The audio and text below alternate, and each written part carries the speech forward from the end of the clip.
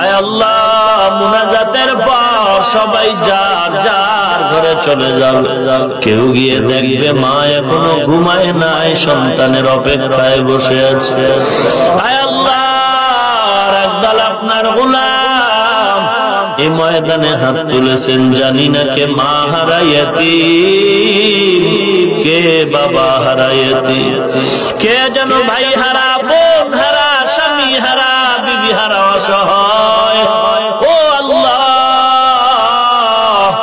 মেহেরবানি করে সকল মা বাবা কবরে যারা আছে তাদের কবর জান্নাতের বাগান বানায় দেন।